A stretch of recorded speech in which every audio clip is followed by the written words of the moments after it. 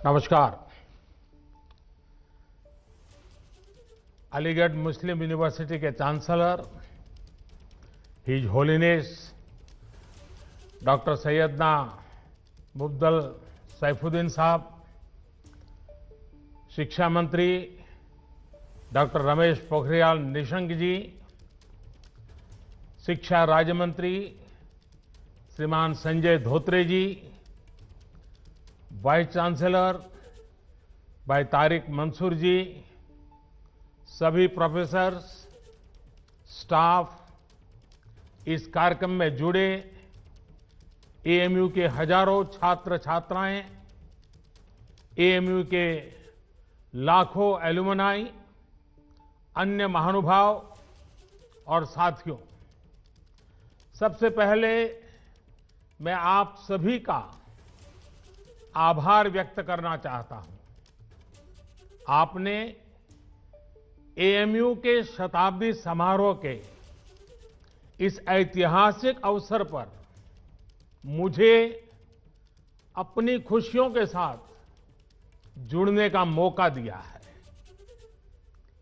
मैं तस्वीरों में देख रहा था, century gate, social science department, mass communication, तमाम विभागों की बिल्डिंग्स को खूबसूरती से सजाया गया है।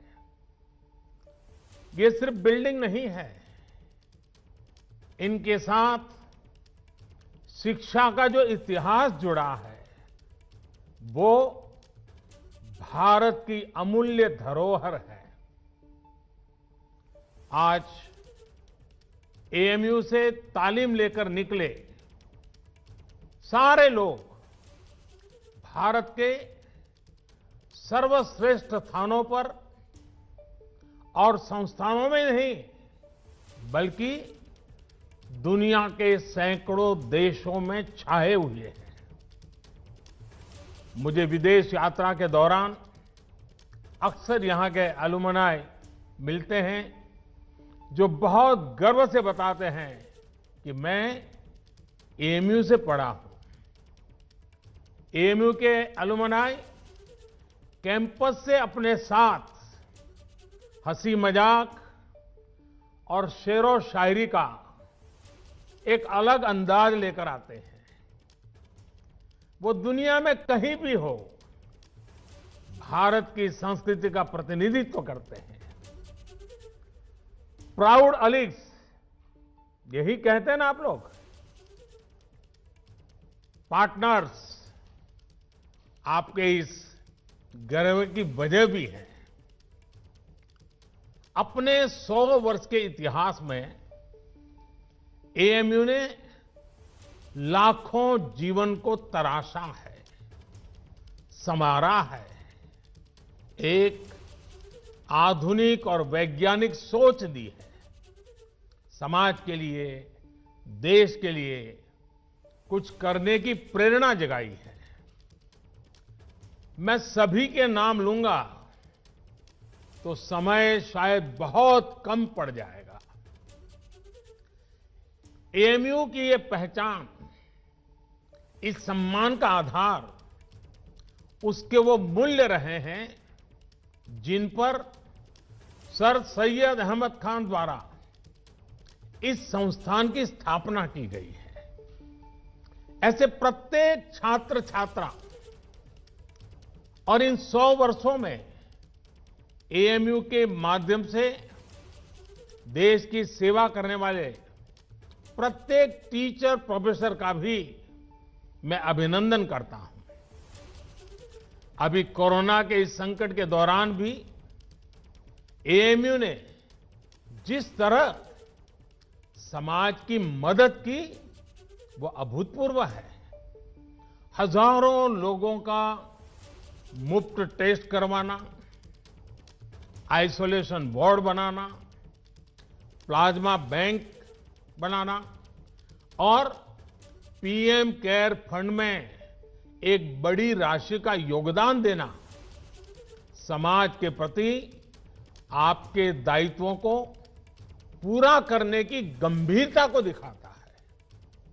अभी कुछ दिन पहले ही मुझे चांसलर डॉक्टर सैयदना साहब की चिट्ठी भी मिली है। उन्होंने वैक्सीनेशन ड्राइव में भी हर स्तर पर सहयोग देने की बात कही है।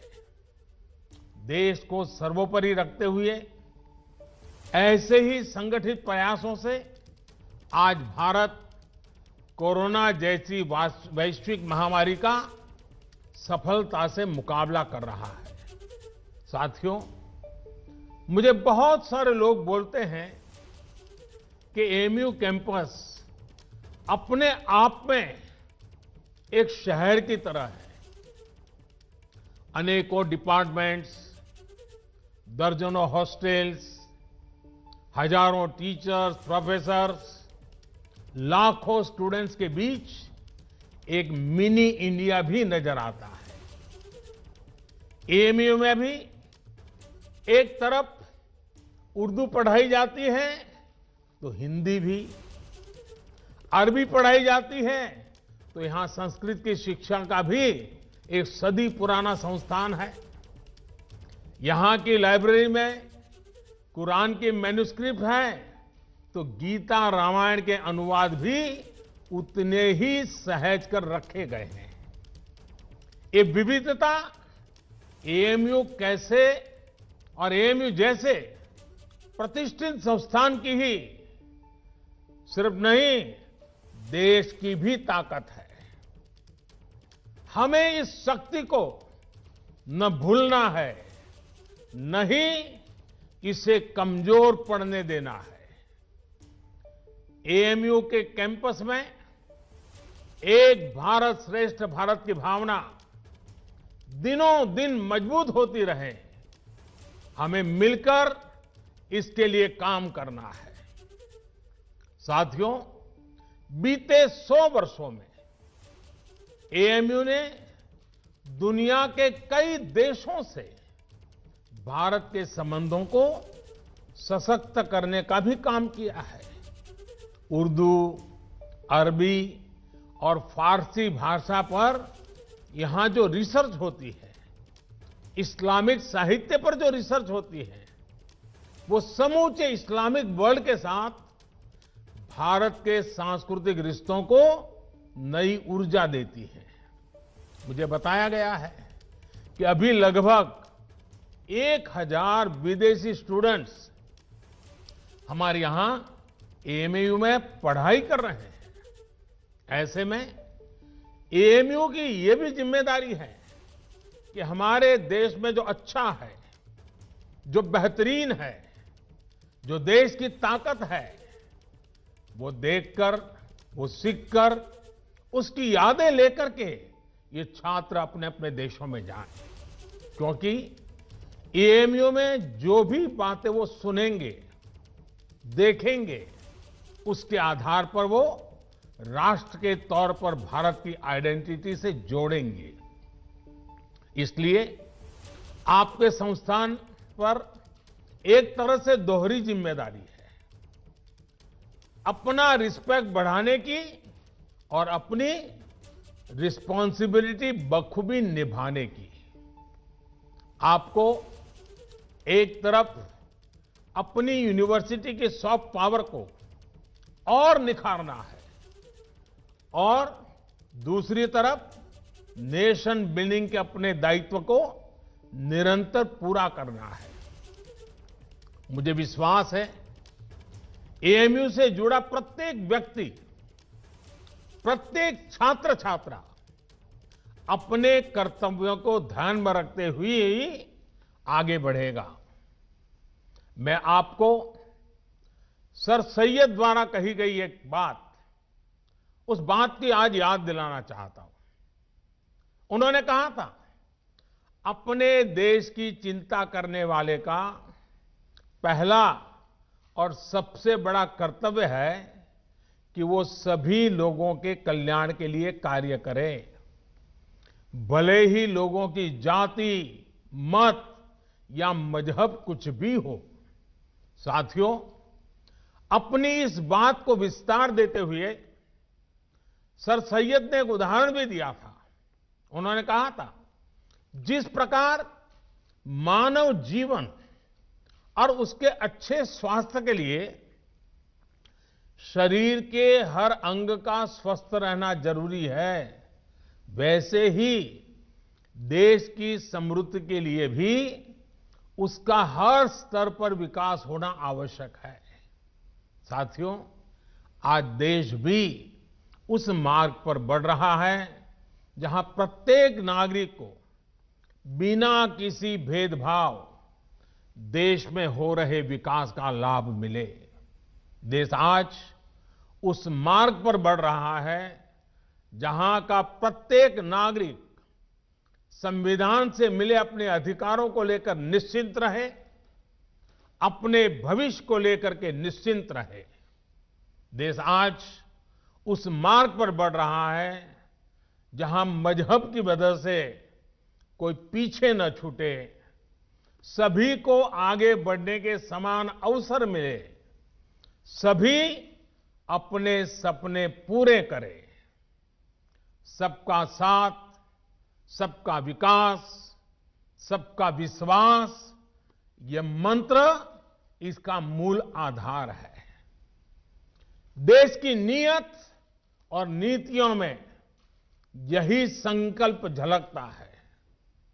आज देश गरीबों के लिए जो योजनाएं बना रहा है, जो बिना किसी मत मजहब के भेद के हर वर्ग तक पहुंच रही हैं, बिना किसी भेदभाव 40 करोड़ से ज्यादा गरीबों के बैंक खाते खुले, बिना किसी भेदभाव 2 करोड़ से ज्यादा गरीबों को पक्के घर दिए गए, बिना किसी भेदभाव 8 करोड़ से ज्यादा महिलाओं को गैस कनेक्शन मिला, बिना किसी भेदभाव कोरोना के इस समय में 80 करोड़ देशवासियों को मुफ्त अन्न सुनिश्चित किया गया, बिना किसी भेदभाव आयुष्मान योजना के तहत 50 करोड़ लोगों को 5 लाख रुपए तक का मुफ्त इलाज संभव हुआ।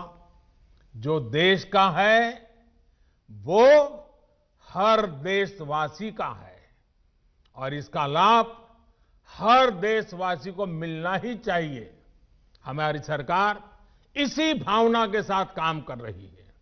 साथियों, कुछ दिन पहले मेरी मुलाकात अलीगढ़ मुस्लिम यूनिवर्सिटी के ही एक एल्यूमनाई से हुई थी। वो एक इस्लामिक स्कॉलर भी है। उन्होंने एक बहुत इंटरेस्टिंग बात मुझे बताई, जो मैं आपसे भी शेयर करना चाहता हूं। स्वच्छ भारत मिशन के तहत जब देश में 10 करोड़ से ज्यादा शौचालय बने तो इसका लाभ सभी को हुआ। ये शौचालय भी बिना भेदभाव ही बने थे, लेकिन एक उसका एस्पेक्ट ऐसा जिनकी उतनी चर्चा नहीं हुई है और न ही एकेडमिक वर्ल्ड का इस पर उतना ध्यान गया है। मैं चाहता हूं कि अलीगढ़ मुस्लिम यूनिवर्सिटी का भी हर स्टूडेंट इस पर गौर करे। मेरे साथियों, एक समय था जब हमारे देश में मुस्लिम बेटियों का ड्रॉप आउट रेट, शिक्षा में से ड्रॉप आउट रेट 70% से ज्यादा था, 70% से ज्यादा था। मुस्लिम समाज की प्रगति में बेटियों का इस तरह पढ़ाई बीच में छोड़ना हमेशा से बहुत बड़ी बाधा रहा है। लेकिन 70 साल से हमारे यहां स्थिति यही थी कि 70% से ज्यादा मुस्लिम बेटियां अपनी पढ़ाई पूरी नहीं कर पाती थी। इन्हीं स्थितियों में स्वच्छ भारत मिशन शुरू हुआ, गांव-गांव शौचालय बने, सरकार ने स्कूल जाने वाली गर्ल्स स्टूडेंट के लिए मिशन मोड पे अलग शौचालय बनवाए। आज देश के सामने क्या स्थिति है? पहले मुस्लिम बेटियों का जो स्कूल ड्रॉप आउट रेट 70% से ज्यादा था, वो अब घटकर करीब करीब 30% रह गया है। पहले लाखों मुस्लिम बेटियां शौचालय की कमी की वजह से पढ़ाई छोड़ देती थी। अब हालात बदल रहे हैं। मुस्लिम बेटियों का ड्रॉप रेट कम से कम हो, इसके लिए केंद्र सरकार निरंतर प्रयास कर रही है। आपकी अलीगढ़ मुस्लिम यूनिवर्सिटी में भी स्कूल ड्रॉप आउट छात्र छात्राओं के लिए ब्रिज कोर्स चलाया जा रहा है। और अभी मुझे एक और बात बताई गई है जो बहुत अच्छी लगी है। एएमयू में अब फीमेल स्टूडेंट्स की संख्या बढ़कर 35% हो गई है। मैं आप सबको बधाई देना चाहूंगा। मुस्लिम बेटियों की शिक्षा पर, उनके सशक्तिकरण पर सरकार का बहुत ध्यान है। पिछले 6 साल में सरकार द्वारा करीब करीब 1 करोड़ मुस्लिम बेटियों को स्कॉलरशिप दी गई है। साथियों, जेंडर के आधार पर भेदभाव न हो, सबको बराबर अधिकार मिले, देश के विकास का लाभ सबको मिले, ये एएमयू की स्थापना की प्राथमिकताओं में था। आज भी एएमयू के पास ये गौरव है कि इसकी फाउंडर चांसलर की जिम्मेदारी बेगम सुल्तान ने संभाली थी। 100 साल पहले की परिस्थितियों में ये किया जाना कितना बड़ा काम था, इसका अंदाज लगाया जा सकता है। आधुनिक मुस्लिम समाज के निर्माण का जो प्रयास उस समय शुरू हुआ था, 3 तलाक जैसी कुप्रथा का अंत करके देश ने आज उसे आगे बढ़ाया है। साथियों, पहले ये कहा जाता था कि अगर एक महिला शिक्षित होती है तो पूरा परिवार शिक्षित हो जाता है। ये बात सही है, लेकिन परिवार की शिक्षा के आगे भी इसके गहरे मायने हैं। महिलाओं को शिक्षित इसलिए होना है ताकि वो अपने अधिकारों का सही इस्तेमाल कर सके, अपना भविष्य खुद तय कर सके। एजुकेशन अपने साथ लेकर के आती है एम्प्लॉयमेंट और एंटरप्रेन्योरशिप। एम्प्लॉयमेंट और एंटरप्रेन्योरशिप अपने साथ लेकर आते हैं इकोनॉमिक इंडिपेंडेंस। इकोनॉमिक इंडिपेंडेंस में होता है एम्पावरमेंट। एक एम्पावर्ड वुमेन का हर स्तर पर, हर फैसले में उतना ही बराबर का योगदान होता है जितना किसी और का। फिर चाहे बात परिवार को डायरेक्शन देने की हो या फिर देश को डायरेक्शन देने की।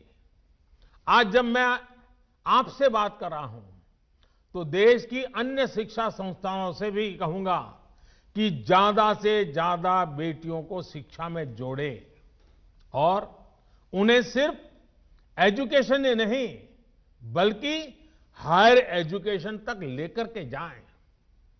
साथियों, एएमयू ने हायर एजुकेशन में अपने कंटेम्पररी करिकुलम में उससे बहुतों को आकर्षित किया है।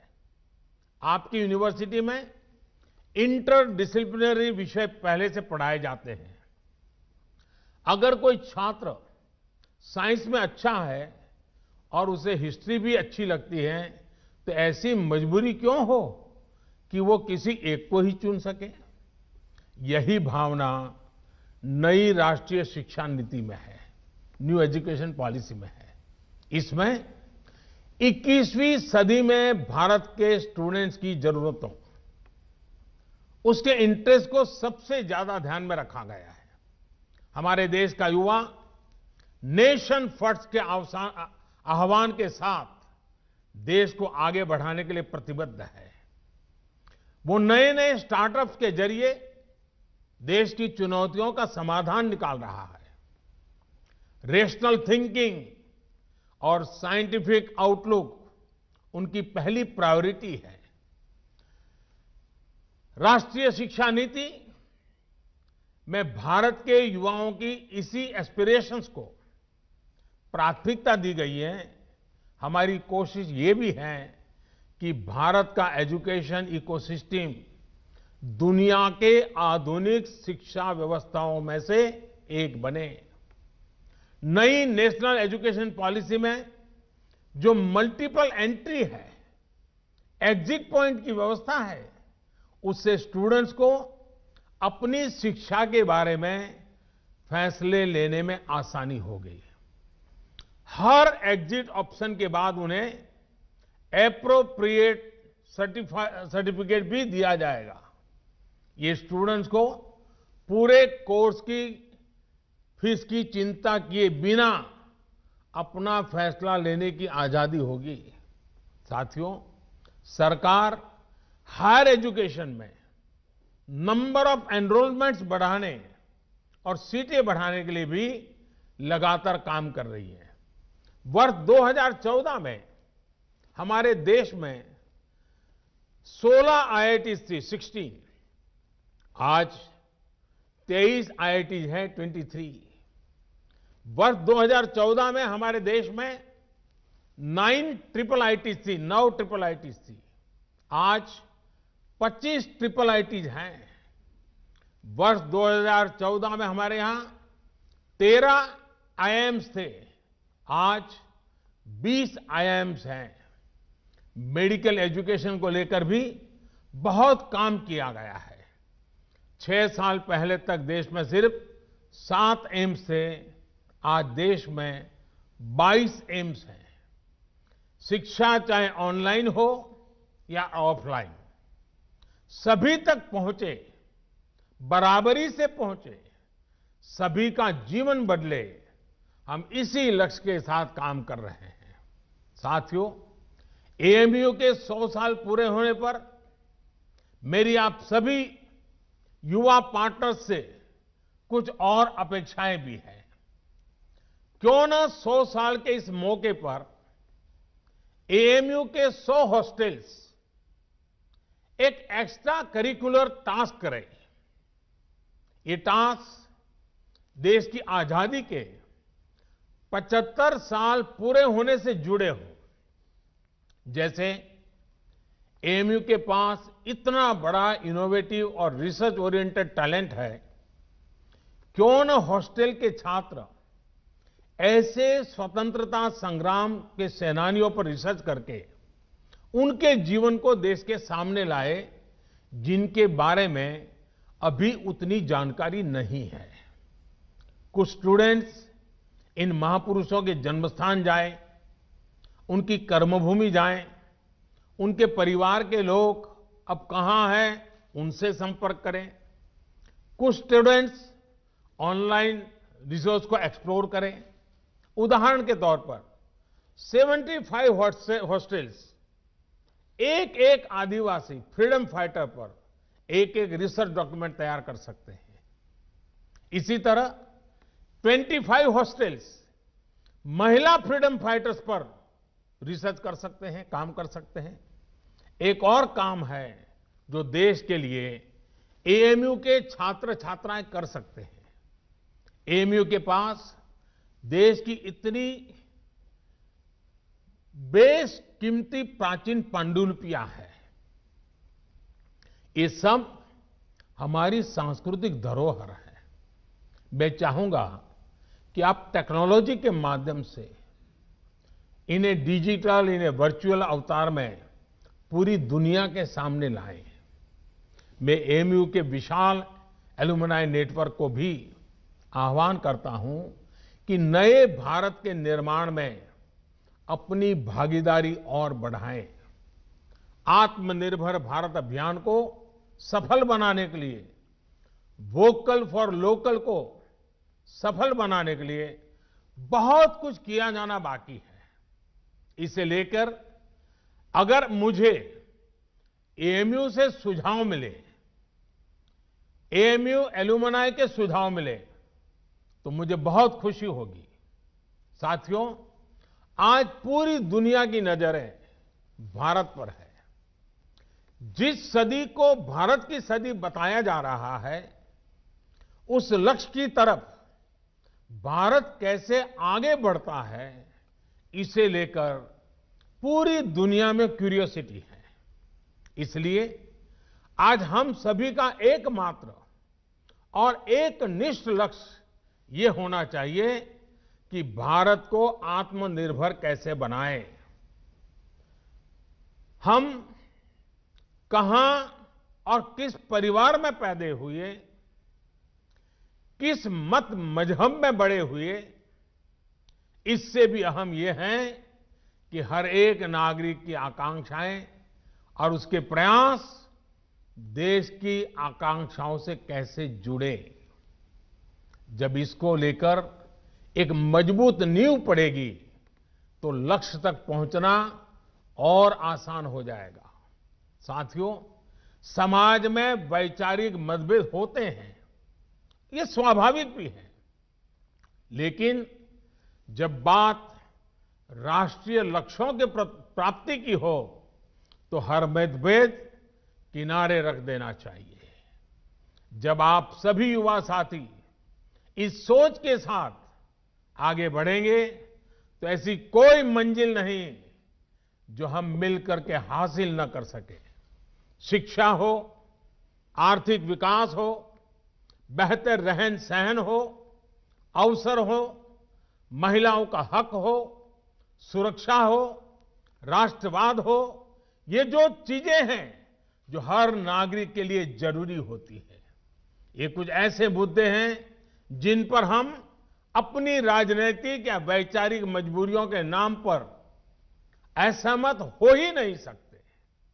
यहां अलीगढ़ मुस्लिम यूनिवर्सिटी में इन मुद्दों पर बात करना मेरे लिए इसलिए भी स्वाभाविक है क्योंकि यहां से स्वतंत्रता के अनेक सेनानी निकले हैं, इस मिट्टी से निकले हैं। इन स्वतंत्रता सेनानियों की भी अपनी पारिवारिक, सामाजिक, वैचारिक परवरिश थी, अपने अपने विचार थे, लेकिन जब गुलामी से मुक्ति की बात आई तो सारे विचार आजादी के एक लक्ष्य के साथ ही जुड़ गए। साथियों, हमारे पूर्वजों ने जो आजादी के लिए किया वही काम अब आपको, युवा पीढ़ी को नए भारत के निर्माण के लिए करना है। जैसे आजादी एक कॉमन ग्राउंड थी, वैसे ही नए भारत के लिए हमें एक कॉमन ग्राउंड पर काम करना है। नया भारत आत्मनिर्भर होगा, हर प्रकार से संपन्न होगा तो लाभ भी सभी 130 करोड़ से ज्यादा देशवासियों को होगा।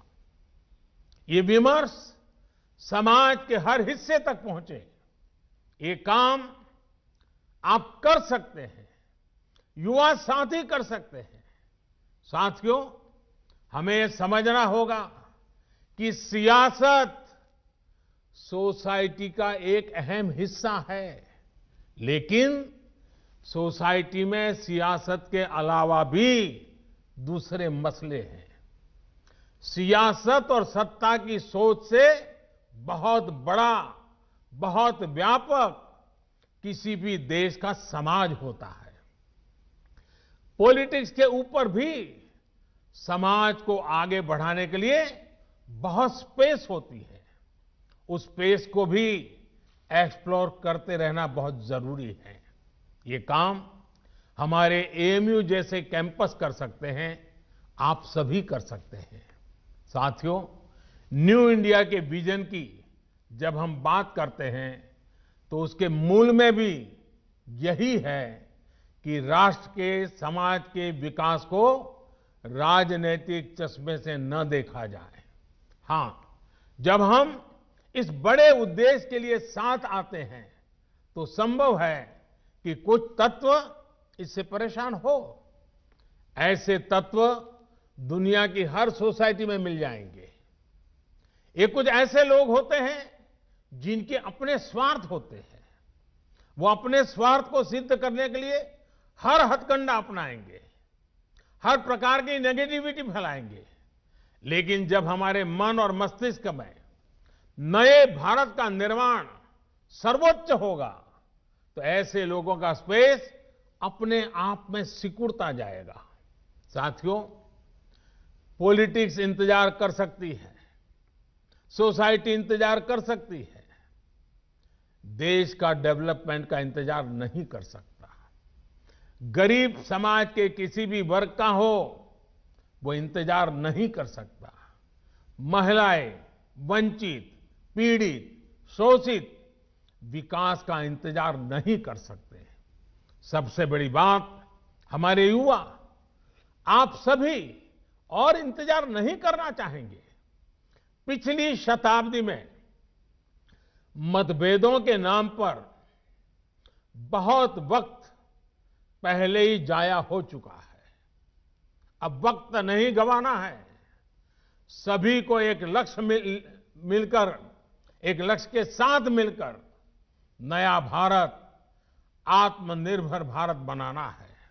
साथियों, 100 साल पहले 1920 में जो युवा थे, उन्हें देश की आजादी के लिए संघर्ष करने का, खुद को समर्पित करने का, बलिदान देने का अवसर मिला था।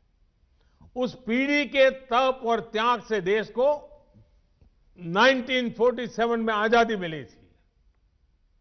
आपके पास, आज की पीढ़ी के पास आत्मनिर्भर भारत, नए भारत के लक्ष्य को पूरा करने के लिए बहुत कुछ करने का अवसर है। वो समय था 1920 का, ये समय है 2020 का। 1920 के 27 साल के बाद देश आजाद हुआ था। 2020 के 27 साल बाद, जो कि अगले 27 साल 2020 से 2047 आपके जीवन के बहुत महत्वपूर्ण साल है। वर्ष 2047 में जब भारत अपनी आजादी के 100 वर्ष पूरा करेगा, आप उस ऐतिहासिक समय के भी साक्षी बनेंगे। इतना ही नहीं, इन 27 साल में आधुनिक भारत बनाने के आप हिस्सेदार होंगे। आपको हर पल देश के लिए सोचना है। अपने हर फैसले में देश हित सोचना है। आपका हर निर्णय देश हित को आधार बनाते हुए ही होना चाहिए। मुझे विश्वास है, हम सब साथ मिलकर आत्मनिर्भर भारत के सपनों को पूरा करेंगे। हम सब मिलकर देश को विकास की नई ऊंचाइयों पर पहुंचाएंगे। आप सभी को एएमयू के 100 वर्ष होने पर फिर से एक बार बहुत बहुत बधाई देता हूं। और इन 100 साल में जिन जिन महापुरुषों ने इस संस्थान की गरिमा को नई ऊंचाई पर ले जाने के लिए निरंतर प्रयास किया है, आज उनका भी पुण्य स्मरण करता हूं, उन सबका भी आदर करता हूं। और फिर एक बार आज के इस पवित्र अवसर से भविष्य के लिए अनेक अनेक शुभकामनाएं देता हूं। विश्व भर में फैले हुए अलुमनाई को भी मैं उत्तम स्वास्थ्य के लिए शुभकामना करता हूं, उनके उत्तम भविष्य के लिए भी शुभकामनाएं करता हूं। और एएमयू के भी उत्तम भविष्य के लिए अनेक अनेक शुभकामनाओं के साथ मैं आपको विश्वास दिलाता हूं कि ये सरकार आपकी प्रगति के लिए, आपके सपनों को साकार करने के लिए हम भी कभी पीछे नहीं रहेंगे। इसी एक विश्वास के साथ आपका बहुत बहुत धन्यवाद। बहुत बहुत धन्यवाद।